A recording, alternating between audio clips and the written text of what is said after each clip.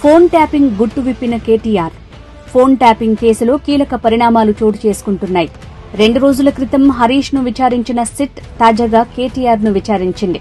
విచారణ ప్రారంభమైన కాసేపటి వరకు కేటీఆర్ పొంతనలేని సమాధానాలు చెప్పారు. అంతేకాకుండా విచారణ అధికారులపై తన అహంకారాన్ని ప్రదర్శించారు. అయితే కేటీఆర్ విచారణకు సహకరించకపోవడంతో సిట్ షాక్ ఇచ్చింది. ఫోన్ ట్యాపింగ్ కు సంబంధించి పక్కా ఆధారాలను కేటీఆర్ ముందుంచింది. సినిమా హీరోయిన్లు, పారిశ్రామికవేత్తలు, రాజకీయ నాయకులు, చివరికి కవిత ఫోన్లు కూడా ట్యాప్ అయినట్టు రుజువులు చూపడంతో కేటీఆర్ ఫోన్ ట్యాపింగ్ గుట్టు విప్పాడు.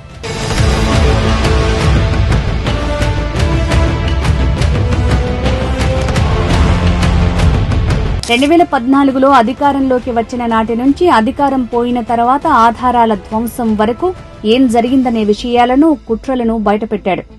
2018లో అధికారంలోకి వచ్చేందుకు కూడా ఫోన్ ట్యాపింగే కారణమని అంగీకరించాడు. వీటితో పాటు ఫోన్ ట్యాపింగ్ చేసి జరిపిన ఆర్థిక లావాదేవీల అంశాలను, జడ్జిల ఫోన్లు ట్యాప్ చేసిన అంశాలను బయటపెట్టాడు. ఓ క్రమంలో తన తప్పును ఒప్పుకుంటూ భావోద్వేగానికి లోనయ్యాడు కేటీఆర్. విచారణ అనంతరం కేటీఆర్ నుంచి లిఖితపూర్వక స్టేట్మెంట్ తీసుకున్న సిట్ కేటీఆర్ ఇచ్చిన సమాచారం ఆధారంగా త్వరలో కవితకు, సంతోష్ కుమార్ కు నోటీసులు ఇవ్వనున్నట్టు సమాచారం.